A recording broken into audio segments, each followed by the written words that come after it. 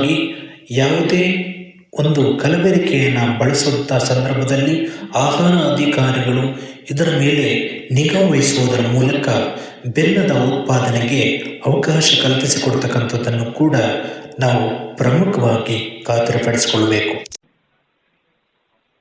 ನೀವೀಗ ಕೇಳುತ್ತಿದ್ದೀರಾ ಮಾಹಿತಿ ಖಜಾನೆಯ ಕಾರ್ಯಕ್ರಮಗಳನ್ನು. ಗ್ರಾಮೀಣ ಪ್ರದೇಶದ ವಸ್ತುಗಳನ್ನು ಪರಿಚಯಿಸುವ ವಿಶೇಷ ಕಾರ್ಯಕ್ರಮ ಗ್ರಾಮೀಣ ನೆನಪುಗಳು. ಇದರಲ್ಲಿ ಪ್ರಮುಖವಾಗಿ ಗ್ರಾಮೀಣ ಪರಿಸರದ ಮರೆಯಾಗುತ್ತಿರುವ ವಸ್ತುಗಳನ್ನು ಅಥವಾ ವಿವಿಧ ಉಪಕರಣಗಳನ್ನು ಪರಿಚಯಿಸುವ ವಿಶೇಷ ಪ್ರಯತ್ನ. ನೀವು ಕೇಳಿ, ನಿಮ್ಮ ಪ್ರೀತಿ ಪಾತ್ರರೊಂದಿಗೆ ಹಂಚಿಕೊಳ್ಳಿ. ಕೇಳಿ ಗ್ರಾಮೀಣ ನೆನಪುಗಳು. ಗ್ರಾಮೀಣ ನೆನಪುಗಳು. ಗ್ರಾಮೀಣ ನೆನಪುಗಳು. ಗ್ರಾಮೀಣ ನೆನಪುಗಳು. ಇನ್ನು ಹೆಚ್ಚು ಉಪಯುಕ್ತ ಮಾಹಿತಿಯನ್ನು ನಮ್ಮ ಯೂಟ್ಯೂಬ್ ವಾಹಿನಿಯಿಂದ ಏನಾದರೂ ನಿರೀಕ್ಷಿಸುತ್ತಿದ್ದೀರಾ?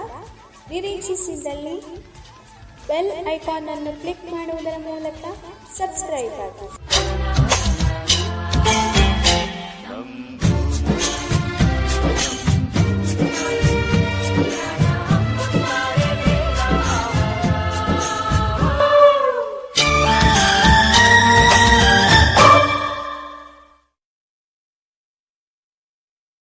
ನಮಸ್ಕಾರ ಸ್ನೇಹಿತರೆ, ಮಾಹಿತಿ ಖಜಾನೆಯ ಇವತ್ತಿನ ಗ್ರಾಮೀಣ ಪರಿಸರದ ಉಪಕರಣಗಳನ್ನು ಪರಿಚಯಿಸ್ತಕ್ಕಂಥ ಕಾರ್ಯಕ್ರಮ ಗ್ರಾಮೀಣ ನೆನಪುಗಳು ಕಾರ್ಯಕ್ರಮಕ್ಕೆ ಪ್ರೀತಿಯ ಸ್ವಾಗತ.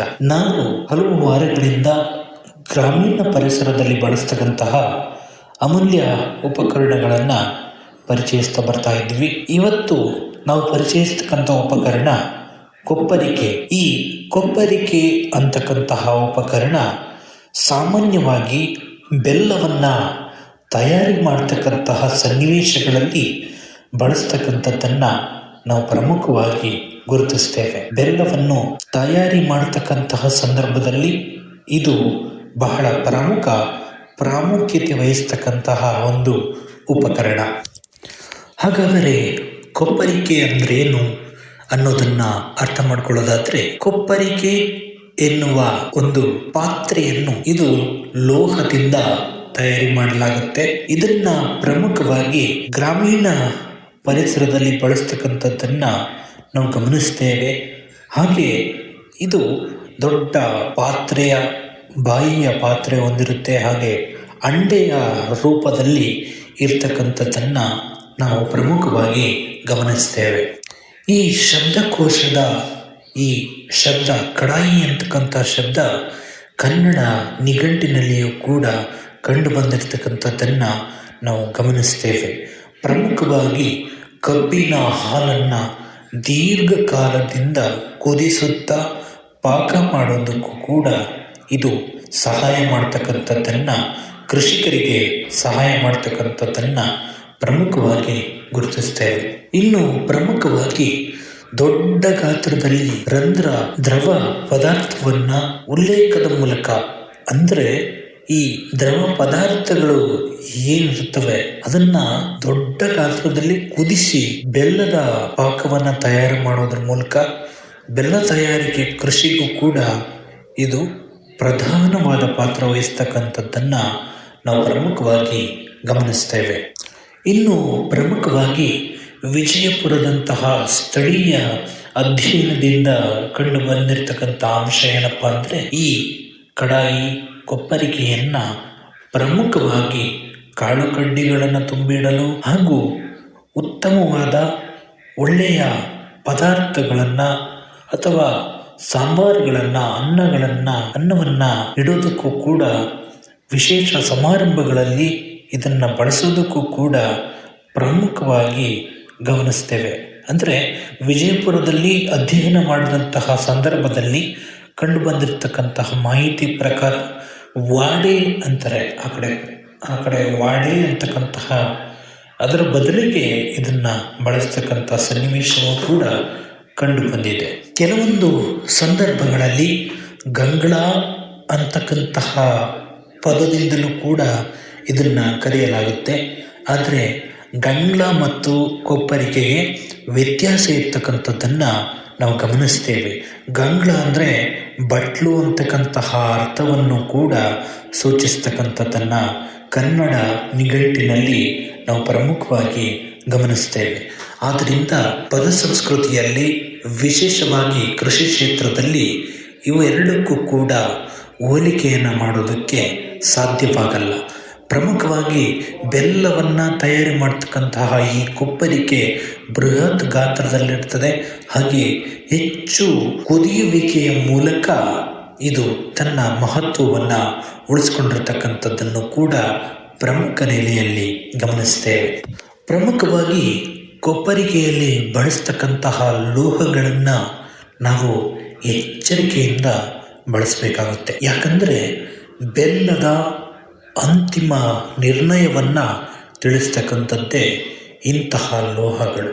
ಯಾಕಪ್ಪ ಅಂದರೆ ಈ ಲೋಹಗಳೇ ಇಲ್ಲ ಅಂತಂದರೆ ಇಲ್ಲಿ ಪ್ರಮುಖವಾಗಿ ಉಂಟಾಗ್ತಕ್ಕಂಥದ್ದೇನು ಅಂದರೆ ದೊಡ್ಡ ಸವಾಲುಗಳನ್ನು ಎದುರಿಸಬೇಕಾಗುತ್ತೆ. ಹಾಗೆ ಆರೋಗ್ಯ ಪರಿಣಾಮಗಳನ್ನು ಕೂಡ ಎದುರಿಸುವಂತಹ ಸಾಧ್ಯತೆಗಳನ್ನು ಕೂಡ ನಾವು ತಳ್ಳಿ ಹಾಕುವಂತಿಲ್ಲ. ಇತ್ತೀಚೆಗೆ ಬಂದಿರತಕ್ಕಂತಹ ಲೋಹಗಳಲ್ಲಿ ಮಿಶ್ರಗಳು ಅಥವಾ ಇನ್ನೇನು ಗಟ್ಟಿಗೊಳ್ಳಬೇಕು ಅಂತಕ್ಕಂತಹ ಉದ್ದೇಶದಿಂದ ರಾಸಾಯನಿಕಗಳನ್ನು ಬಳಸ್ತಾ ಇರ್ತಕ್ಕಂಥದ್ದನ್ನು ಕೂಡ ನಾವು ಪ್ರಮುಖವಾಗಿ ಗಮನಿಸ್ತೇವೆ.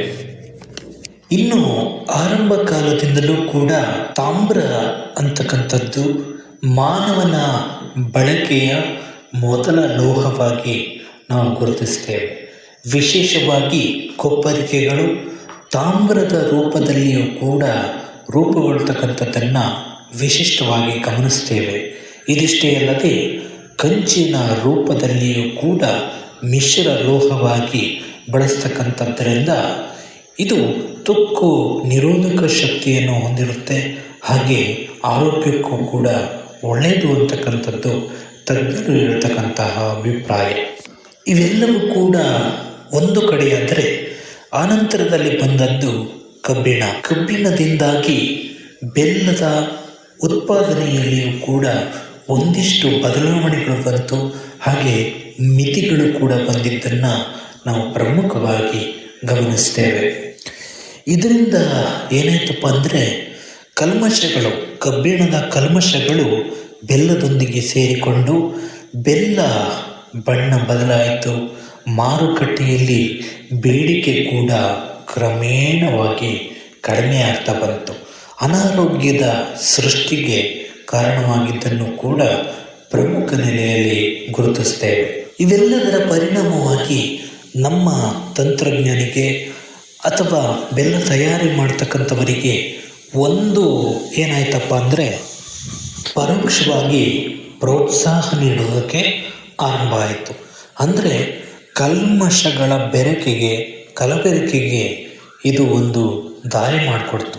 ಅಂದರೆ ಕಬ್ಬಿಣದ ಕಲ್ಮಶ ಸೇರ್ಕೊಳ್ಳೋದ್ರಿಂದ ಇವರು ಇದನ್ನು ಪತ್ತೆ ಹಚ್ತಾರೆ ಎಂದ್ಬಿಟ್ಟು ರಾಸಾಯನಿಕ ಅಂಶಗಳನ್ನು ಬಳಸಿಕೊಂಡು ಬೆಲ್ಲವನ್ನು ಮಾರಾಟಕ್ಕೆ ಬಿಡೋದಕ್ಕೆ ನಮ್ಮ ಬೇಳೆಗಾರರು ಪ್ರಾರಂಭ ಮಾಡಿದ್ದನ್ನು ನಾವು ಪ್ರಮುಖವಾಗಿ ಗಮನಿಸ್ತೇವೆ.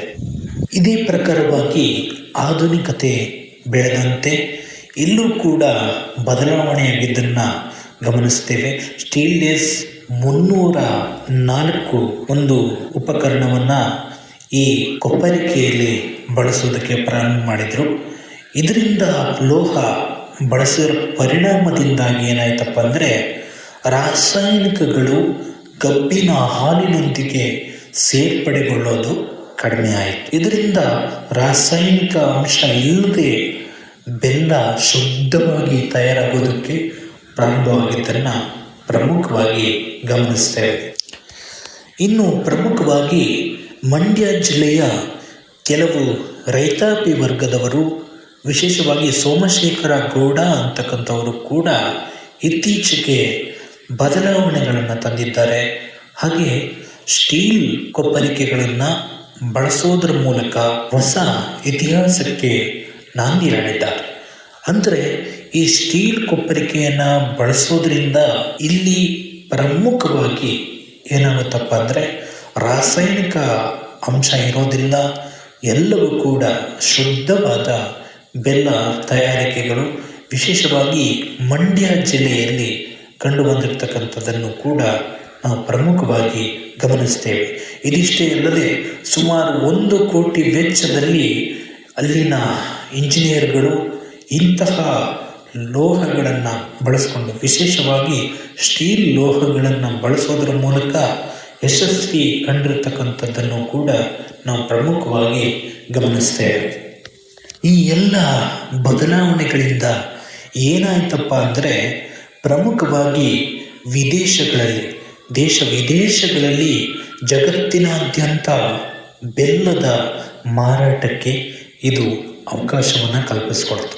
ಅಂದರೆ ವಿದೇಶದಲ್ಲಿ ಒಳ್ಳೆಯ ಬೆಲ್ಲ ಇದ್ದರೆ ಮಾತ್ರ ನಮ್ಮಿಂದ ಆಮದು ಮಾಡ್ಕೊಳ್ತಾರೆ, ಅಥವಾ ಇದರಲ್ಲಿ ಕಲ್ಮಶ ಇದೆ ಅಂತ ಏನಾದರೂ ಗೊತ್ತಾದರೆ ಅವರು ಸಂಪೂರ್ಣವಾಗಿ ಇದನ್ನು ತಿರಸ್ಕರಿಸ್ತಾರೆ. ಸೊ ಹಾಗಾಗಿ ವಿದೇಶಗಳಲ್ಲಿ ಜಗತ್ತಿನಾದ್ಯಂತ ಈ ಬೆಲ್ಲದ ಮಾರಾಟ ಆಗಬೇಕು ಅಂತ ಹೇಳಿ ಮಂಡ್ಯ ಸೇರಿದಂತೆ ಹಲವು ರೈತರು ಹೊಸ ಹೊಸ ಆವಿಷ್ಕಾರಗಳ ಮೂಲಕ ಕಲ್ಮಶ ಇಲ್ಲದೆ ಶುದ್ಧವಾದ ಬೆಲ್ಲ ತಯಾರಿಕೆ ಮಾಡ್ತಕ್ಕಂತಹ ಸನ್ನಿವೇಶವನ್ನು ಕೂಡ ನಾವು ಕೊಪ್ಪರಿಕೆಗಳಲ್ಲಿ ಗಮನಿಸ್ತೇವೆ. ಇನ್ನು ಪ್ರಮುಖವಾಗಿ ಆಲೆಮನೆಯಲ್ಲಿ ಕೊಪ್ಪರಿಕೆಯ ಬಳಕೆಯ ಬಗ್ಗೆ ಒಂದಿಷ್ಟು ಮಾಹಿತಿಯನ್ನು ಗಮನಿಸ್ತಕ್ಕಂಥ ಪ್ರಯತ್ನವನ್ನು ಮಾಡೋಣ. ಪ್ರಮುಖವಾಗಿ ಈ ಕೊಪ್ಪರಿಕೆಗಳು ಸರ್ವೇ ಸಾಮಾನ್ಯವಾಗಿ ಆಲೆಮನೆಯಲ್ಲಿ ಬಳಕೆಯಾಗುತ್ತೆ. ಗಾಣದಿಂದ ಹೊರಬರುವ ರಸವನ್ನು, ಗಾಣ ನಿಮ್ಮೆಲ್ರಿಗೂ ಕೂಡ ಗೊತ್ತಿರುತ್ತೆ, ಅಂದರೆ ಕಬ್ಬಿನ ರಸವನ್ನು ತೆಗಿತಕ್ಕಂತಹ ಒಂದು ಗಾಣ. ಇಲ್ಲಿ ಆ ರಸ ಎಲ್ಲ ಬಂದು ಈ ಕೊಪ್ಪರಿಕೆಯ ಒಳಗೆ ಬೀಳುತ್ತೆ. ಕೊಪ್ಪರಿಕೆಯಿಂದ ಅಡಿಯಲ್ಲಿ ಒಲೆಯಲ್ಲಿ ಬೆಂಕಿಯನ್ನು ಹಚ್ಚಲಾಗುತ್ತೆ. ಇದರ ಶಾಖಕ್ಕೆ ಆವಿಯಾಗುವುದರ ಮೂಲಕ ಸಕ್ಕರೆಯ ಪ್ರಮಾಣವನ್ನು ಹೊಂದಿಸಿಕೊಳ್ಳುವುದರ ಜೊತೆಗೆ ಬೆಲ್ಲ ತಯಾರಿಯಾಗುವಂತಹ ಸನ್ನಿವೇಶವನ್ನು ನಾವು ಪ್ರಮುಖವಾಗಿ ಗಮನಿಸ್ತೇವೆ. ಪ್ರಮುಖವಾಗಿ ಇದರಲ್ಲಿ ಬರುವಂತಹ ನೊರೆಯನ್ನು ತೆಗೆಯುವುದಕ್ಕೂ ಕೂಡ ಹಲವು ಉಪಕರಣಗಳನ್ನು ಬಳಸಲಾಗುತ್ತೆ. ವಿಶೇಷವಾಗಿ ಸಾವಯವ ರೀತಿಯಲ್ಲಿ ಇದನ್ನು ಬಳಸಲಾಗುತ್ತೆ. ಅಗತ್ಯ ಮಟ್ಟಕ್ಕೆ ಕುದಿತ ಗಟ್ಟಿಯಾದ ಮೇಲೆ ಅದನ್ನು ತೆಗೆದು ತಂಪುಗೊಳಿಸಿ ಒಂದು ಬಳಕೆಯ ಮಟ್ಟಕ್ಕೆ ಅದನ್ನು ತರಲಾಗುತ್ತೆ. ಇನ್ನು ಪ್ರಮುಖವಾಗಿ ಇದರಿಂದ ಗಟ್ಟಿ ಬೆಲ್ಲ, ಉಡಿ ಬೆಲ್ಲ ಇವೆಲ್ಲವನ್ನು ಕೂಡ ಸಂಸ್ಕರಣೆ ಮಾಡಲಾಗುತ್ತೆ. ಇದಿಷ್ಟೇ ಅಲ್ಲದೆ ಯಾವುದೇ ಲೋಹ, ಈ ಲೋಹದ ಕೊಪ್ಪರಿಕೆಯಿಂದ ಬೆಲ್ಲ ತಯಾರಿಸಿದರೂ ಕೂಡ 55% ರಸವನ್ನು ತೆಗಿತಕ್ಕಂಥದ್ದು ಗಾಣ. ಈ ಗಾಣಕ್ಕೆ ಕಟ್ಟಿದಂತಹ ಎತ್ತುಗಳು ಸರಿಯಾಗಿ ಕಾರ್ಯನಿರ್ವಹಿಸದೇ ಇದ್ದಾಗ ಇದು ಅಷ್ಟಾಗಿ ಬಳಕೆಗೆ ಬರಲ್ಲ. ಸಾಂಪ್ರದಾಯಿಕ ರೀತಿಯಲ್ಲಿ ಆಗಿನ ಕಾಲದಲ್ಲಿ ಎತ್ತುಗಳನ್ನು ಬಳಸಲಾಗ್ತಾ ಇತ್ತು. ಆದರೆ ಈಗ ಮಿಷಿನ್ಗಳು ಬಂದಿರತಕ್ಕಂಥದ್ದನ್ನು ಕೂಡ ನಾವು ಪ್ರಮುಖವಾಗಿ ಗಮನಿಸ್ತೇವೆ. ಇಲ್ಲಿ ಪ್ರಮುಖವಾಗಿ ಗಮನಿಸಬೇಕಾದಂಥ ಅಂಶ ಏನಪ್ಪ ಅಂದರೆ, ಇಲ್ಲಿ ರೈತರ ಮೇಲೆ ಒತ್ತಡ ಬೀಳುತ್ತೆ. ಸಾಂಪ್ರದಾಯಿಕವಾಗಿ ಗಮನಿಸ್ತಾ ಇದ್ದಾಗ ಸಾಂಪ್ರದಾಯಿಕವಾಗಿ ಅಷ್ಟು ಬಳಕೆಗೆ ಬರದೇ ಇದ್ದರೂ ಕೂಡ ಕೆಲವೊಂದು ಬಾರಿ ರಾಸಾಯನಿಕವಾಗಿ ಸಕ್ಕರೆಯನ್ನು ಮಿಶ್ರ ಮಾಡ್ತಕ್ಕಂತಹ ಸನ್ನಿವೇಶ ಕೂಡ ಒದಗಿ ಬರುತ್ತೆ. ಒತ್ತಡ ಜಾಸ್ತಿ ಬಂದಾಗ, ಹೆಚ್ಚು ಹೆಚ್ಚು ಬೆಲ್ಲ ತಯಾರಿ ಮಾಡಬೇಕು ಅಂತಕ್ಕಂತಹ ಒತ್ತಡ ಬಂದಾಗ ಇಂತಹ ಸನ್ನಿವೇಶಗಳು, ಕೆಲವೊಂದು ಆರ್ಥಿಕ ಸನ್ನಿವೇಶಗಳಲ್ಲಿ ಇಂತಹ ಸವಾಲುಗಳು ಬರ್ತಕ್ಕಂಥದ್ದನ್ನು ಕೂಡ ನಾವು ಪ್ರಮುಖವಾಗಿ ಗಮನಿಸ್ತೇವೆ. ಇನ್ನು ಇತ್ತೀಚೆಗೆ ಹಲವಾರು ರೈತರು ಇದರ ಬಗ್ಗೆ ಬೇಡಿಕೆಗಳನ್ನು ಸಲ್ಲಿಸಿದರ ಪರಿಣಾಮವಾಗಿ ಸರ್ಕಾರಗಳು ಕೂಡ ಈ ಗಾಣ ಅಥವಾ ಕೊಪ್ಪರಿಕೆಯನ್ನು ಬದಲಾವಣೆ ತರಬೇಕು, ಹಾಗೆ ಒಂದಿಷ್ಟು ಹೊಸ ಹೊಸ ಆವಿಷ್ಕಾರಗಳನ್ನು ಇದಕ್ಕೆ ಮಾಡಬೇಕು ಅಂತಕ್ಕಂತಹ ಉದ್ದೇಶಗಳಿಂದ ಹಲವು ಸಂಶೋಧನೆಗಳು ಕೂಡ ನಡೆದಿರತಕ್ಕಂಥದ್ದನ್ನು ಪ್ರಮುಖ ನೆಲೆಯಲ್ಲಿ ನಾವು ಗುರುತಿಸ್ತೇವೆ. ಇನ್ನು ಇತ್ತೀಚೆಗೆ ಈ ಕೊಪ್ಪರಿಕೆಗಳಲ್ಲಿ ಅಥವಾ ಗಾಣಗಳಲ್ಲಿ ಬದಲಾವಣೆ ತರ್ತಾ ಇದ್ದಾರೆ. ದಿನಕ್ಕೆ 200 ಟನ್ನಷ್ಟು ಕಬ್ಬನ್ನು ಅರಿತಕ್ಕಂತಹ ಸಾಮರ್ಥ್ಯ ಇರುವಂತಹ ಒಂದು ಗಾಣಗಳನ್ನು ಅಳವಡಿಸಲಾಗ್ತಾ ಇದೆ. ಇದೇ ರೀತಿಯಲ್ಲಿ ಕೊಪ್ಪರಿಕೆಗಳಲ್ಲಿಯೂ ಕೂಡ, ಕೊಪ್ಪರಿಕೆ ವಿನ್ಯಾಸದಲ್ಲಿಯೂ ಕೂಡ ಬದಲಾವಣೆಯನ್ನು ತರ್ತಾ ಇರ್ತಕ್ಕಂಥದ್ದನ್ನು ಕೂಡ ನಾವು ಪ್ರಮುಖವಾಗಿ ಗಮನಿಸ್ತೇವೆ. ಇನ್ನು ಮಾರುಕಟ್ಟೆಯಲ್ಲಿ ಬೆಲೆ ದೊರೆಯದೇ ಇರತಕ್ಕಂತಹ ಸಂದರ್ಭ ಬಂದಾಗ ಪ್ರಮುಖವಾಗಿ ರೈತರು ಅಡ್ಡದಾರಿ ಹಿಡಿತಕ್ಕಂಥದ್ದನ್ನು ನಾವು ಗಮನಿಸ್ತೇವೆ. ಇನ್ನು 50 ಲೀಟರ್ ಜ್ಯೂಸ್ ಏನಿದೆ, ಕಬ್ಬಿನ ಹಾಲು, ಆ ಹಾಲಿಗೆ ಸುಮಾರು 50 kgಯಷ್ಟು, 5 kgಯಷ್ಟು ಅಥವಾ 20 kgಯಷ್ಟು ಸಕ್ಕರೆಯನ್ನು ಮಿಶ್ರಣ ಮಾಡಿ ಇದನ್ನು ಬಳಸಲಾಗ್ತಾ ಇರ್ತಕ್ಕಂಥದ್ದು, ತಯಾರಿ ಮಾಡಲಾಗ್ತಾ ಇರ್ತಕ್ಕಂಥದ್ದನ್ನು ಕೂಡ ಇತ್ತೀಚಿನ ವರದಿಗಳು ಹೇಳ್ತಕ್ಕಂಥದ್ದನ್ನು ನಾವು ಪ್ರಮುಖವಾಗಿ ಗಮನಿಸ್ತೇವೆ. ಇದರಿಂದ ಅನಾರೋಗ್ಯದ ಸವಾಲುಗಳು ಉಂಟಾಗ್ತಕ್ಕಂಥ ಸಾಧ್ಯತೆ ಇರತಕ್ಕಂಥದ್ದನ್ನು ಕೂಡ ನಾವು ಗಮನಿಸ್ತೇವೆ. ಈ ಸಕ್ಕರೆ ಮತ್ತು ಜ್ಯೂಸ್ನ ಕಲಬೆರಕೆಯಿಂದಾಗಿ ಪೌಷ್ಟಿಕಾಂಶ ಕೊರತೆ ಕಡಿಮೆ ಆಗುತ್ತೆ. ಹಾಗೆ ಬೆಲ್ಲದ ಗುಣಮಟ್ಟ ಅಂತಕ್ಕಂಥದ್ದು ಕಡಿಮೆ ಆಗುತ್ತೆ. ವಿಫಲವಾಗೋದ್ರಿಂದ ಬೆಲ್ಲ ಬಳಸಬೇಕಾ ಸಕ್ಕರೆ ಬಳಸಬೇಕಾ ಅಂತಕ್ಕಂಥದ್ದು ಪ್ರಶ್ನೆಯಾಗಿ ಉಳಿಯುತ್ತೆ. ಇದೇ ಪ್ರಕಾರವಾಗಿ ಶಾಖ ಕೊಡ್ತಕ್ಕಂಥದ್ದು, ಅಡಿಯಲ್ಲಿ ಶಾಖವನ್ನು ಕೊಡ್ತಕ್ಕಂಥ ಸಂದರ್ಭದಲ್ಲಿ ಬಳಸ್ತಕ್ಕಂತಹ ಸೌದೆ ಮತ್ತು ಕಬ್ಬಿನ ಸಿಪ್ಪೆಯ ಬದಲಾಗಿ ಬಟ್ಟೆಗಳು ಹಾಗೆ ಟೈರ್ಗಳು ಇವೆಲ್ಲವನ್ನು ಬಳಸೋದ್ರಿಂದ ಪರಿಸರ ಮಾಲಿನ್ಯ ಕೂಡ ಉಂಟಾಗ್ತಾ ಇರ್ತಕ್ಕಂಥದ್ದನ್ನು ಕೂಡ ನಾವು ಪ್ರಮುಖವಾಗಿ ಗಮನಿಸ್ತೇವೆ. ಪ್ರಮುಖವಾಗಿ ಬೆಲ್ಲ ತಯಾರಿಕೆಯ ಇಂತಹ ಸನ್ನಿವೇಶಗಳಲ್ಲಿ ಬಿಡುಗಡೆ ಆಗ್ತಕ್ಕಂತಹ ರಾಸಾಯನಿಕಗಳು ಮಾನವನ ಮೇಲೆ ಪರಿಣಾಮ ಬೀರೋದಷ್ಟೇ ಅಲ್ಲದೆ ಬೆಲ್ಲದ ಗುಣಮಟ್ಟದ ಸವಾಲಾಗಿ ಪರಿಣಮಿಸುತ್ತೆ. ಹಾಗೆ ವಾತಾವರಣ ಸಂಪೂರ್ಣವಾಗಿ ಹದಗೆಡೋದ್ರಿಂದ ಮಾನವರು ಕೆಲವು ಬಾರಿ ಸಾವಿನಂಚಿಗೆ ತಲುಪುವಂತಹ ಸಾಧ್ಯತೆಗಳು ಇರತಕ್ಕಂಥದ್ದನ್ನು ಕೂಡ ನಾವು ಪ್ರಮುಖವಾಗಿ ಗಮನಿಸ್ತೇವೆ.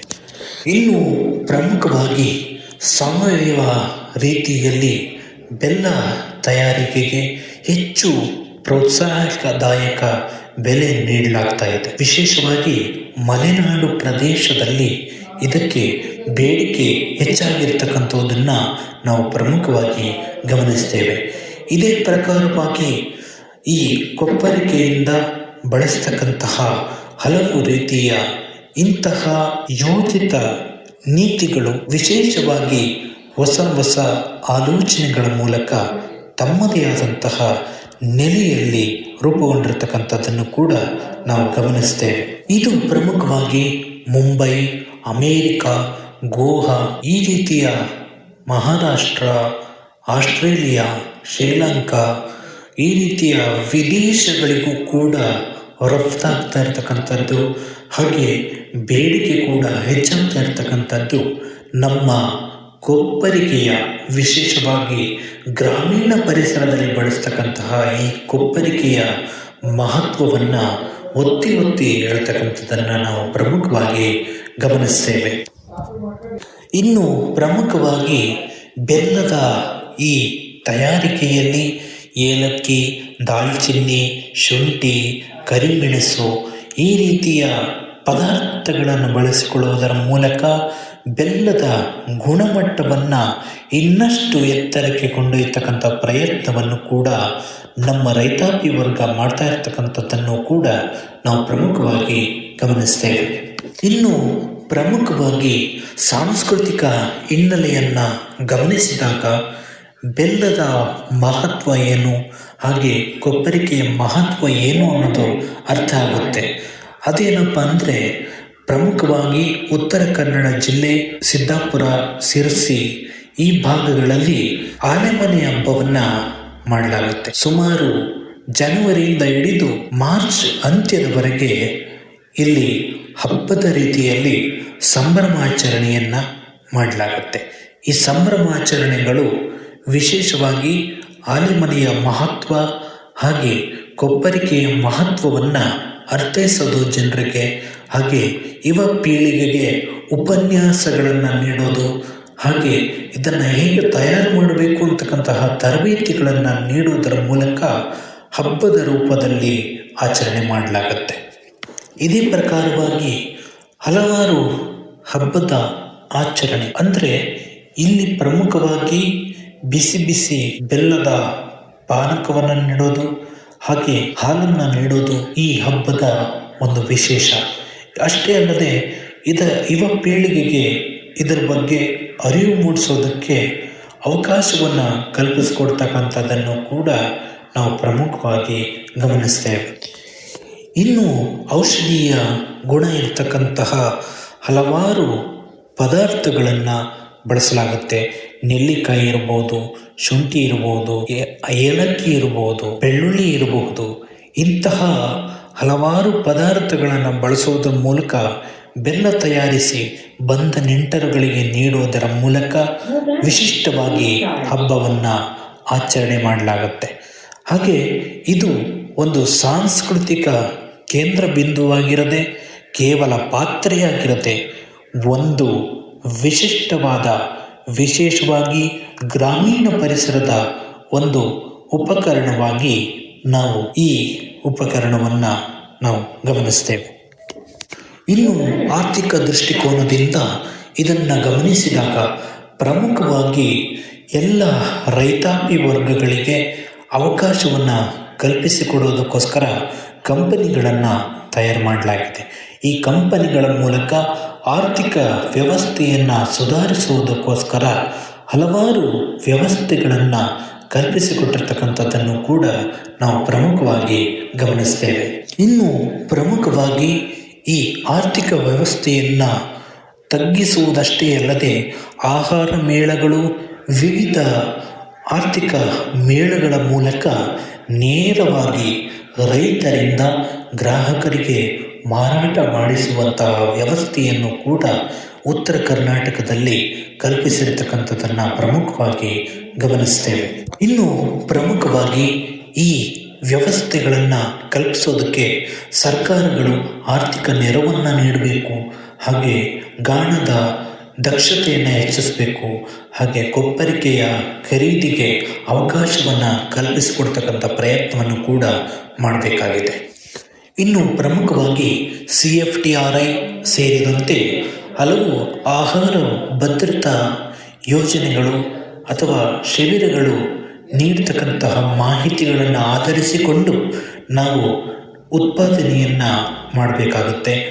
ಇನ್ನು ಹಲವಾರು ತಂತ್ರಗಳಲ್ಲಿ ಬಳಸ್ತಕ್ಕಂಥದ್ದು ಅಂದರೆ ವಿಶೇಷವಾಗಿ ಯಾವುದೇ ಒಂದು ಕಲಬೆರಕೆಯನ್ನು ಬಳಸುವಂಥ ಸಂದರ್ಭದಲ್ಲಿ ಆಹಾರ ಅಧಿಕಾರಿಗಳು ಇದರ ಮೇಲೆ ನಿಗಾ ವಹಿಸುವುದರ ಮೂಲಕ ಬೆಲ್ಲದ ಉತ್ಪಾದನೆಗೆ ಅವಕಾಶ ಕಲ್ಪಿಸಿಕೊಡ್ತಕ್ಕಂಥದ್ದನ್ನು ಕೂಡ ನಾವು ಪ್ರಮುಖವಾಗಿ ಖಾತರಿಪಡಿಸಿಕೊಳ್ಬೇಕು.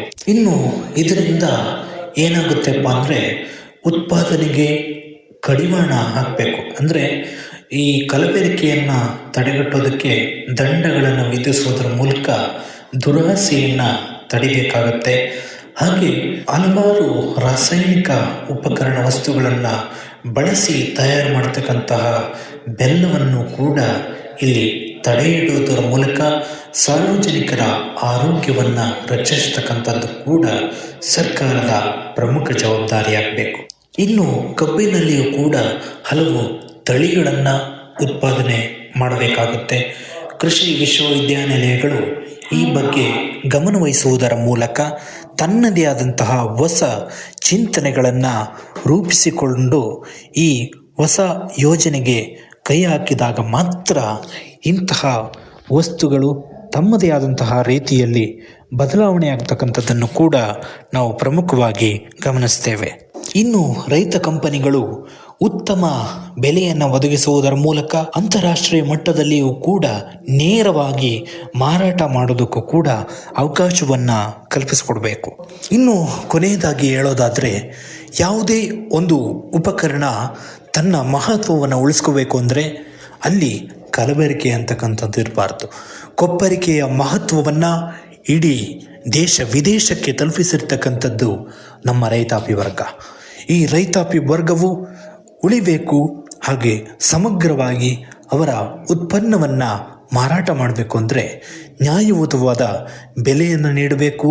ಹಾಗೆ ಸರ್ಕಾರಗಳು ಇವುಗಳಿಗೆ ಪ್ರೋತ್ಸಾಹ ನೀಡುವುದರ ಮೂಲಕ ನಮ್ಮ ಗ್ರಾಮೀಣ ಪರಿಸರದಲ್ಲಿ ಬಳಸ್ತಕ್ಕಂತಹ ಇಂತಹ ಉಪಕರಣಗಳ ಮಹತ್ವವನ್ನು ಇನ್ನೂ ಹೆಚ್ಚಿಸಬೇಕು ಅಂತ ಹೇಳ್ತಾ ಇವತ್ತಿನ ಈ ಕಾರ್ಯಕ್ರಮವನ್ನು ಮುಗಿಸ್ತಾ ಇದ್ದೀನಿ. ಮತ್ತೆ ಮುಂದಿನ ಕಾರ್ಯಕ್ರಮದಲ್ಲಿ ಮತ್ತಷ್ಟು ವಿಶೇಷತೆಯೊಂದಿಗೆ ನಿಮ್ಮನ್ನು ಭೇಟಿಯಾಗ್ತೀನಿ. ಅಲ್ಲಿಯವರೆಗೂ ಮಾಹಿತಿ ಖಜಾನೆಯ ಕಾರ್ಯಕ್ರಮಗಳನ್ನ ಕೇಳ್ತಾ ಇರಿ, ಕೇಳಿಸ್ತಾನೇ ಇರಿ. ಎಲ್ರಿಗೂ ಒಳ್ಳೆಯದಾಗಲಿ, ನನ್ನಿಂದ ಪ್ರಾರಂಭವಾಗಲಿ. ಇನ್ನು ಯಾರು ಸಬ್ಸ್ಕ್ರೈಬ್ ಮಾಡಿ ನೋಡ್ತಾ ಇದ್ದೀರಿ, ಈ ಕೂಡಲೇ ಸಬ್ಸ್ಕ್ರೈಬ್ ಮಾಡ್ಕೊಳ್ಳಿ ಅಂತ ಹೇಳ್ತಾ ಜೈ ಹಿಂದ್.